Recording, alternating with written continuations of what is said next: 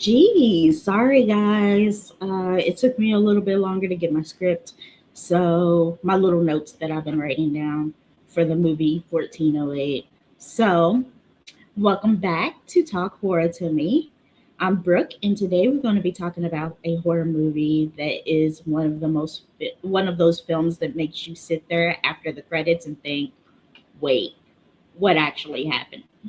A movie where reality starts breaking apart, a movie where you question what is real and what is an illusion, and a movie where one simple hotel room becomes the most terrifying place imaginable. Today I'm reviewing Stephen King's 1408, and I'm giving this movie a perfect 10.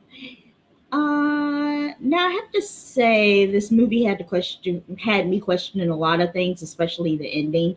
So I read up about the ending, and the ending has two endings. There's the theatrical version, and there's the director's cut. I think that's what I read. And in the theatrical version, I think that he dies in the fire, and in the director's cut, he lives. And that's the one I have, the one where he lives. So I was still confused because I was still thinking that he was in an alternate reality, like he was how when he came back and he was brought back to where he was drowning and then the water came out of his mouth. See, it played with your emotions. It's made you think that he was alive and then he wasn't alive and then he was alive and he wasn't. And I'm just like, I have no clue what's going on here. But anyway, before we get started, this review will contain spoilers. So if you haven't watched 1408, go and watch it first and come back and we'll talk about it. Now let's talk about why this movie earned that 10. Before I get into my full review, I want to show you all the trailer for 1408. And here it is.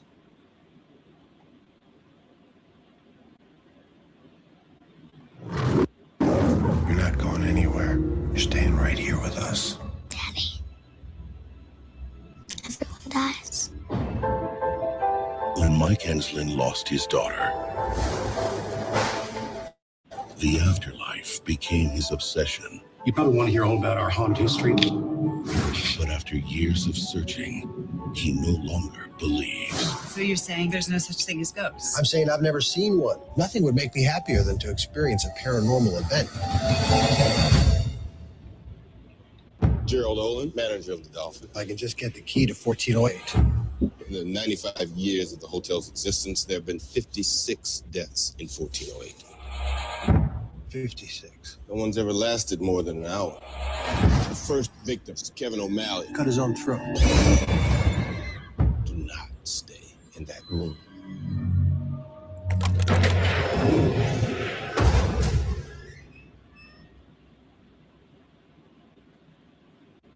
This is it. Hotel rooms are a naturally creepy place. It does have the vague air of menace. Nobody lasts more than an hour. You're gonna have to try harder, Olin!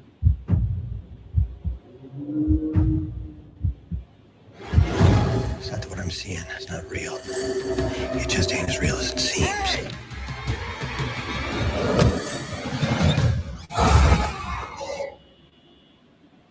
Holy.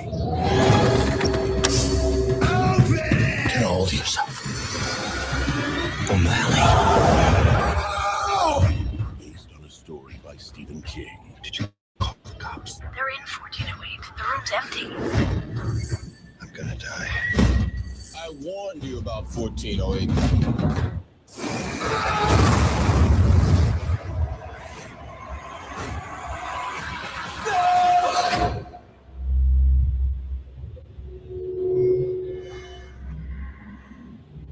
Daddy. Don't you love me anymore? 1408. You see, this movie had me questioning reality and was he going crazy? So the story 1408 follows Mike Enslin, played by John Cusack, Mike is a successful horror author, but instead of writing about ghosts and haunted places, because he believes in them, he writes about them because he does not believe in them. Mike's entire career is based around proving that supernatural events are fake. He visits he visits supposedly haunted locations and investigates paranormal claims, and he exposes them as nothing more than stories. Mike is basically the guy who walks around haunted houses and says, "Prove it." He's kind of like me because I want to be proved. So, this is just a sad story. I live in Louisville, Kentucky. And if you know anything about Louisville, Kentucky, we have Waverly Hills Sanitarium. And I've been there so many times, and I've never, ever seen any ghosts or any paranormal things going on. But people swear up and down, "Oh, I've seen a ghost. Oh, I've seen this person. Oh, I've seen this person. Oh, I've heard stories. Oh, I've heard laughing." I've even spent the night there. There's nothing in there. I spent the night there. I've been to the haunted houses there. I've been um, through the walkthrough or whatever at night. There's nothing there. And I think the reason why I don't see them is because I don't believe. And I think that people that do believe, they see them and hear them. And I personally don't believe in ghosts.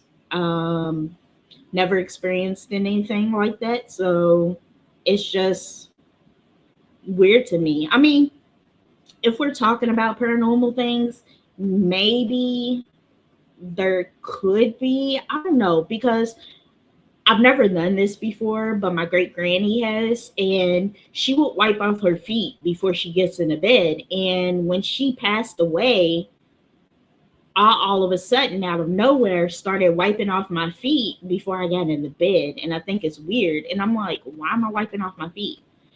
And I never did that. And I told my grandma, my granny is my great grandma, and my grandmother is my mom's mom. So I told my grandma about this story, and my mom about this story. And they both said that your great granny used to wipe off her feet before she got into bed. And I'm like, it's kind of odd. But anyway, aside from that, we're going to talk about the movie. So the star of this movie is the Room 1408 and stuff.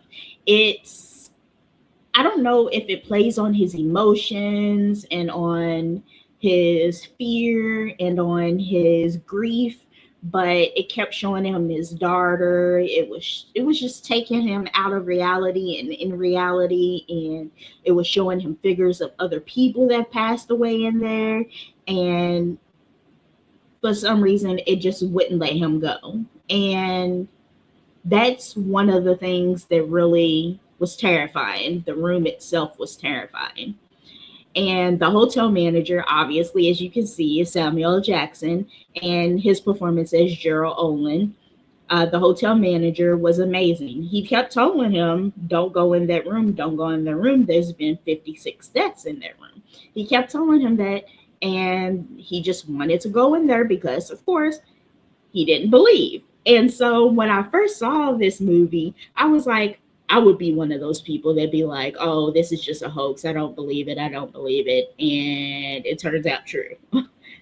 I'm one of those people. So I'm one of those people that you have to prove it to me. And that's how Mike Enslin is. So I bet you he believed now after he experienced it, but I don't know. So inside the room, different things happen. The room resets itself. The temperature changes. It taunts him. Phone calls, hallucinations, memories, things like that. The room just tortures him and shows him his daughter. And his daughter has passed away, so his daughter is a ghost. And it's just a lot. It's just a whole lot. So I don't know. My personal theory of room 1408 is that it's not just a room. It's almost like a trap, like it traps people in there. But I also have questions about the past, like visitors of there. Like, did they not tell them, like, the room is out of service, like out of order. You cannot sleep in their room because all those people like were going in there dying. And I'm sure they didn't ask to go in that room, like Mike. But I don't know. It's just a weird concept. What did you all think about this movie? Let me know in the comment section because I would love to know your thoughts. Because this movie really, it was worth the 10 out of 10 in my opinion. I think I would love to read the book. I wonder if the book was more detailed. I'm definitely gonna have to check that out. That's Stephen King. So don't forget to like this video, subscribe to Talk Horror to Me, and turn on the notifications so you'll never miss another horror movie. Thank you so much for watching. Until next time, keep talking horror to me. Bye.